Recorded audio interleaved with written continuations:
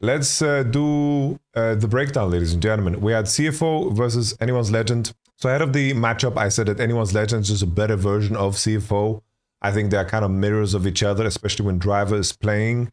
I did think that Kaiwing as a support is way weaker than Kael, and I think that's where they would feel like a deep hole. And I think also that Driver had a good series against MKOI, but I think that Flandre is just more well-rounded. And I think that even though it's cute how they're using Driver and Rest, at the same time, there is the flaw of them being quite one-dimensional, you know, because they're predictable. AOL, for example, banned Sion when Driver was playing, and then they didn't ban Sion when Rest was in, and then he picked the Gnar. All in all, I think the first draft today was CFO being absolutely criminal. I really like the Azir takeaway from Honkyu, because this is one of Honkyu's best champions. The Poppy lock-in makes a lot of sense together with Azir. Enemy picks Talia, but of course, usually teams take Talia away, but they just didn't want to give Honkyu the opportunity to pick Azir, which I respect as prep. The Gragas blind is a Driver special, but doing this when the enemy has Yorick in the pocket is really bad. I don't know if you guys remember Los Ratones when they did it against Boostgate. Like, I can maybe pull up that game. It was Los Ratones versus Boostgate game 1. Do you guys remember this shit?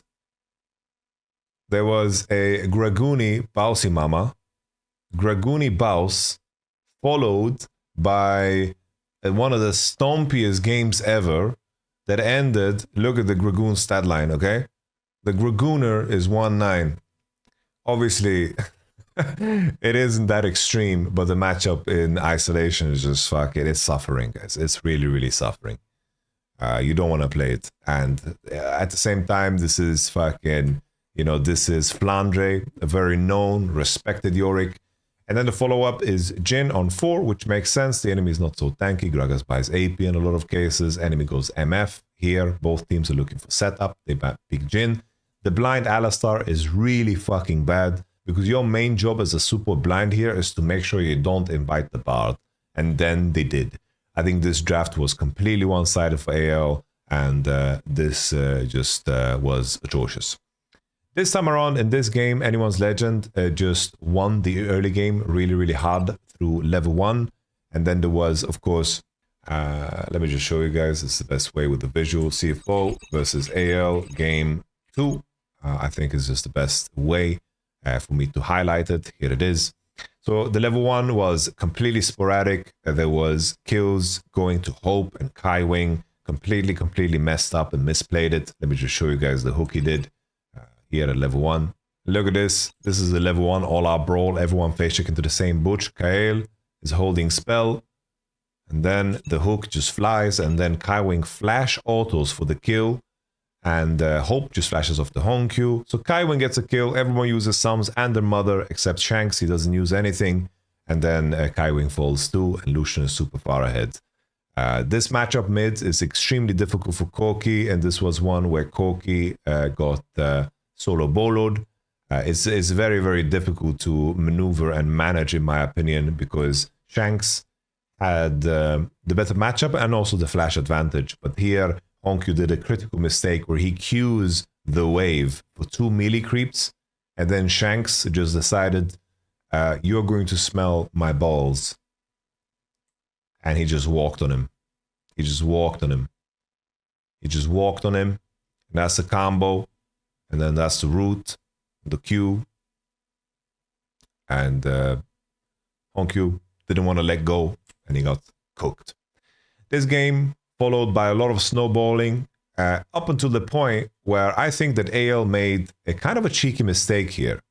So, in terms of economy, right now, Anyone's Legend should be hard forcing. They have Drake in 2 minutes 30, but they should be fighting this Atakan. There's a Corki basing right in front of your nutsack. You should be pressing this hard. Maybe they didn't type the Corki TP properly, but you have 2-item advantage. I think you should leverage this and play. But they chose not to. Corki was basing in front of them. They cancelled it, the recall. I think they could have done more in this situation. They waited for Drake. They get the soul. Cool. And then the extension is to Sol. I just wanted to Nash, sorry. This team fight. Driver just causing forest fires on the Rumble. Was kind of looking rough. The forest fires, like, look at that Rumble ult. Ain't no way. Look at that.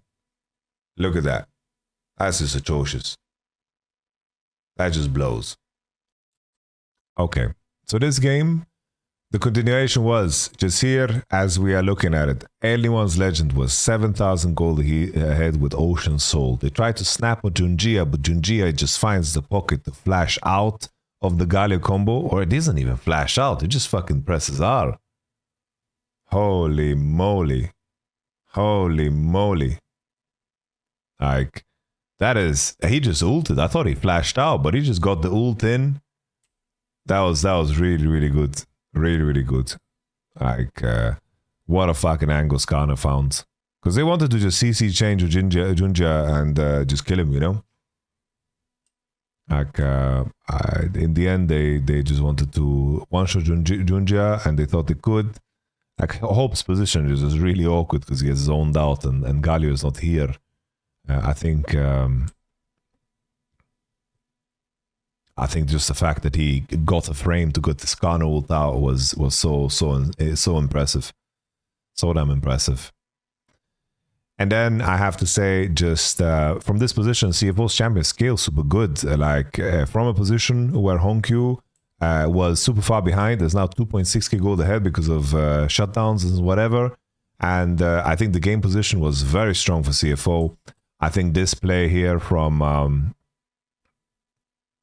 Anyone's Legend is just so damn bold that they find a snap on Dogo. I think this is just simply brilliant, like fantastic. Most teams are so afraid of the Elder Dragon, and Dogo was over positioning. Finding that snap is so insane. And then they tried to chase with the TPs, and I think CFO played their hands so beautifully here as well.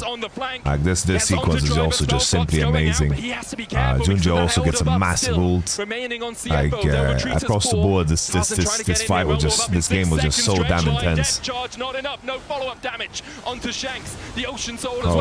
moly. Shanks gets burnt in the end.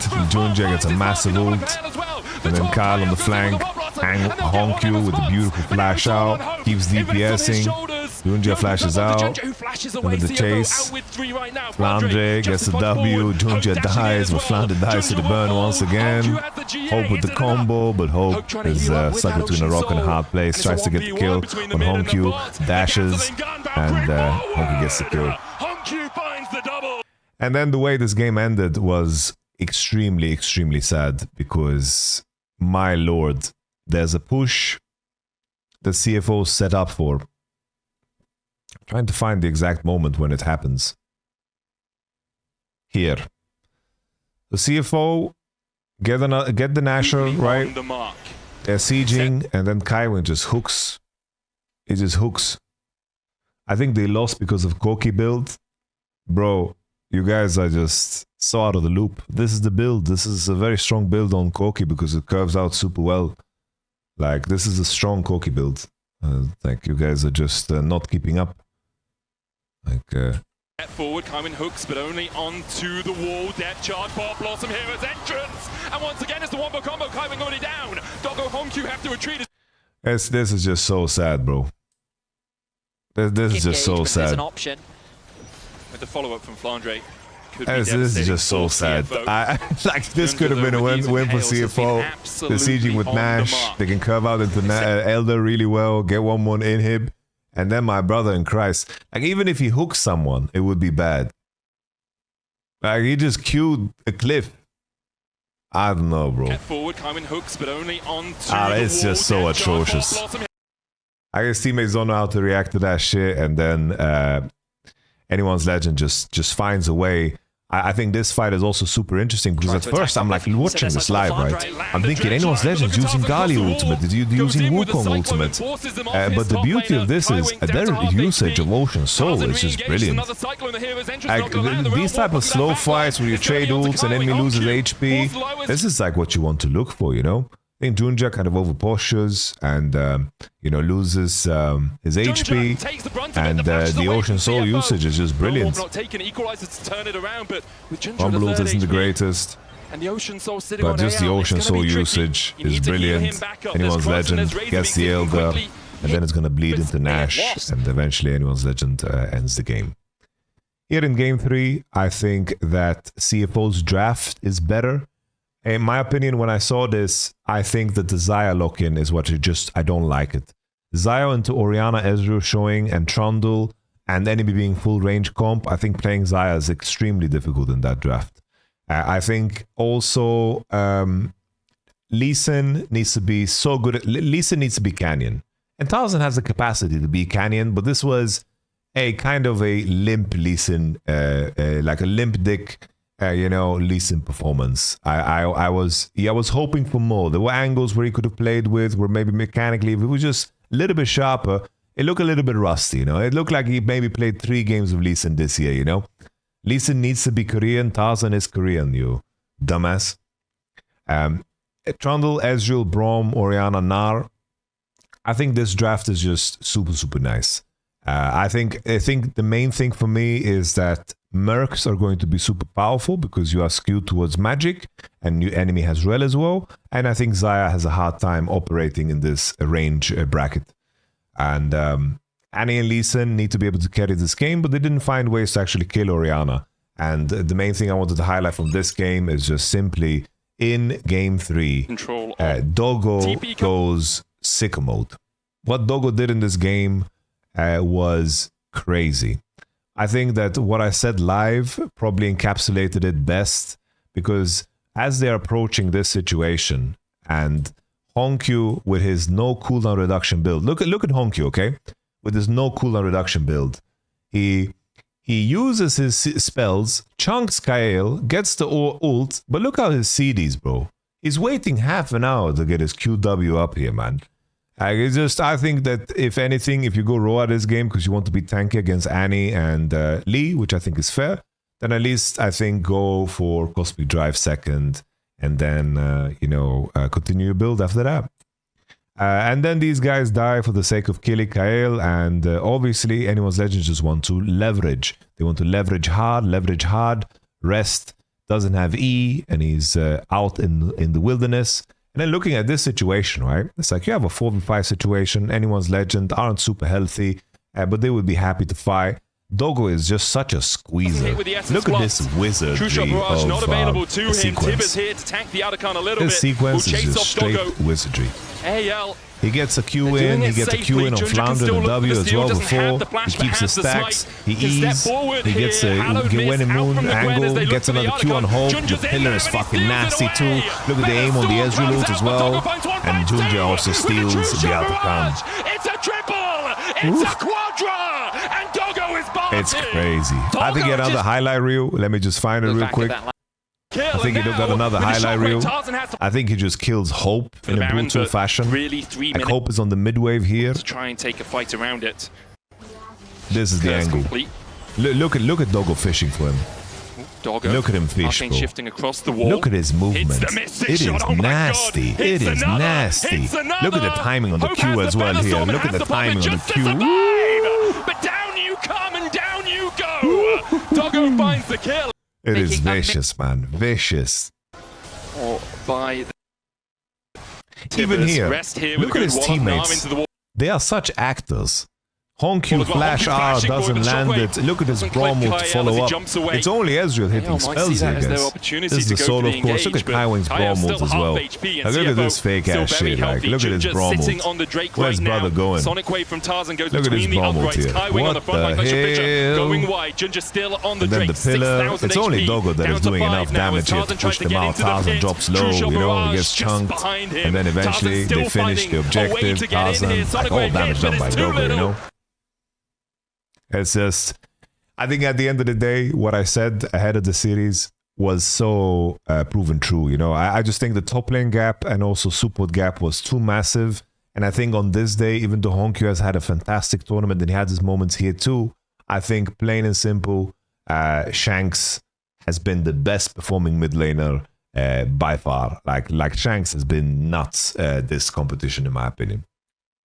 The final game, I plain and simple think AO. The big one is, I think CFO really botched the 4-5 here. The trash lock in when you can counterpick support. Like you're removing trash because you have Jarvan into Jinx. But I think if the enemy blind pick trash and you are the one to pick an AD here and then you pick your support last, I think you would have ended better. I think also the Sejuani ban is really troll. I think here in this spot, anyone's legend want to play Maokai or Tarzan. Anybody that has watched anyone's legend and you've done your prep work, you know that Tarzan in games in 4-5s when they are matching with Jinx, they want to land on Maokai. And if you pick trash and you offer up Blitzcrank Maokai combo, you are crazy. Sure, you can say that you have K'Sante to block, but this K'Sante really wanted to make the game hard. There were some sequences that were just so atrocious from Rest, and it was painful to see. I think the Rift Herald one was specifically the one that stood out the most. Like, take a look at this team fight here, where we have, well, anyone's legend also just overreached here and died. I think the Rift Herald is going to come up after this. So yeah, we have the Rift Herald situation. CFO is going to be in a great spot. They're going to take it easy. Rest is going to join up. He's going to participate. Herald is here. Take a look at what Rest does. Take a look at what Rest does. All he needs to do is press W on Maokai like every other K'Sante is going to say, you know? This is just silliness, you know? Like here, he doesn't W, and then obviously he can't W because he's hooked, and then he gets, because he's rooted, gets hooked, loses all HP. Flandre, if Flandre was Zeus in this moment, I think he kills everybody, but he was deciding to be polite. Like here, look at Flandre was very nice to them.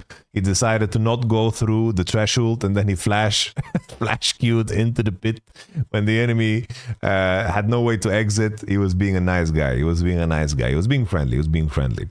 But in the end, this game was just won. I think that getting an Ocean Soul role when your name is Maokai is extremely broken. I was very sad that I didn't send a massive bullet because I wanted to send legit my whole bankroll, but I couldn't see the items because for the longest time, Riot just look how long they didn't show items for. Like here, they didn't show the inventories for so long between bases. This is all we saw for I don't know how long. This is all we saw. I just wanted to see inventories. There's no fighting going on. I don't want to see fucking cooldowns. Let me see fucking inventories. And it really drove me insane. Here it was 185 versus 185, and it drove me insane. I just wanted to see inventories. Because if I knew the inventory here, AL is in a super favorite position in Ocean Soul. And in the end, anyone's legend, just a better team.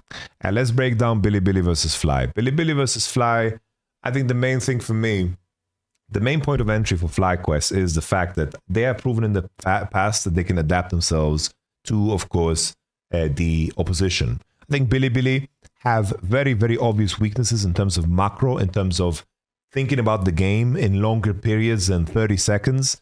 So in terms of their objective setup, it's quite poor. Bilibili still mechanically insane. They can compete with absolutely the best if they have good conditions, right? But the main thing is that Bilibili aren't good at creating good conditions when it comes to setup for fights. So if you challenge them there, in my opinion, this is where you can get a potential edge. But if you fight on even footing with Bilibili, or you try to challenge them in like skirmishes, you're going to fucking lose.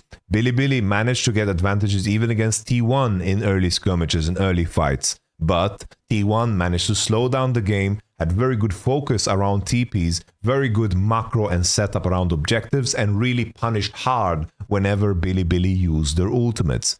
Can I expect FlyQuest to do the same? The main difference here, right, is that T1 have good enough players to keep even footing with T1 and Bilibili at any point in time, you know? I think that's like the main thing. It's much harder to do the controlled macro game if you are losing lanes, if you are in losing positions. Because my main issue here for FlyQuest is that for example, Bin, like Whipple looked rough against Flandre. Bin is still a fantastic laner, regardless of what you want to point to him. Additionally, I think that Quad has not had a super good tournament. I think there's some inconsistencies in bot lane. Inspired is way better than Beishwan. And I think the main thing for Fly is if they can control games and make them drawn out and just draft a little bit more extra scaling, put that in the source, I think it would be a big plus. I think that would be super helpful. This is what I want to look out for. I think if FlyQuest can be, if FlyQuest can be really, really disciplined in their approach and understand what they need to give up, I think there is chances here for FlyQuest. But I think that Bilibili is favored. I think that Bilibili is quite favored. I think that T1 legit played some of their best League of Legends of the whole year in this series. And I think T1 was insanely good here. I think Faker played his best game of the year on the Orianna, in my opinion. And I think that the same thing, T1 as a whole, I think that macro-wise, they were just so extremely sharp. And I think their prep work was also good, which they can learn from, because if you can create scenarios, I think something that's very awkward for Elk is that I don't think this meta is good at all for Elk. Or like Elk and Bin, they are playing champions that other people play, but they shouldn't be playing, in my opinion. I think that Elk's priors on ADs, it's as if he's trying to pick the weakest ADCs in the game at all costs, right? If we think about ADs that are underperforming at this tournament, we think about Kalista, we think about fucking Ezreal, and then a Xayah in a spot when you're playing against Varus is just insanely bad. And when I think of 3 champions that Bin doesn't perform on, it's Ambessa, Rumble, and then, Sion. Sure, he has had good Sion games. So it's like Bilibili got poisoned by T1 by themselves, and the main question is, will they be able to figure this out? They have done this shit in the past too. I don't know, like playing Xayah in games like these, picking Xayah to Rise Varus, I think is miserable. Picking Xayah against Orianna Ezreal is miserable. You don't even have a Rakan to deliver into people to engage for you so you can actually get into combat. Like Bilibili's top lane picks and bot lane picks really ruin them. It just ruins them. It really, really ruins them. I can't believe we haven't seen a single Lucian Nami from Elk yet. Literally has had the highest peak of any Lucian player ever, and he just doesn't pick Lucian Nami ever, even in spots when it makes sense. And like, for example, this is so ill-informed. They ban Lucian Corki, fine. Enemy picks Nico. And then you pick Kalista away when you have the best topside in the whole game against Kalista because you're afraid of Kalista. Like, what are we doing? What are we doing? So I have a lot of things to complain about Bilibili because the painful point is that individually they have some strong-ass fucking players. But as a team, they're awful. They're a shit team. Can FlyQuest be the better team? Yes. But are they going to be the better individual players? I don't think so. So you need to really leverage the team aspects to really pull Bilibili apart before they pull you apart. But I will lean Bilibili here. Can this go to 5 games? I think it's entirely possible.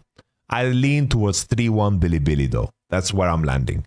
3-2, also very possible. This is a, when I see the draft, I think I can call the winner. That's that type of beat. Yeah, Bilibili is definitely like LPL, similar to LPL G2. Yeah, Knight really is elo held here, but I do think that On has redeemable qualities, Elk has redeemable qualities. Like these players have redeemable qualities. Like Bin is a strong laner, while some shit that I saw from Hansama and Labrov and Broken Blade was just like, what are we doing? Like we don't even have a player. We don't even have bones here to work with, So there's that. Thank you very much, guys, for watching. I'll catch you guys on tomorrow's stream. We are 11 hours in and it's 6 a.m.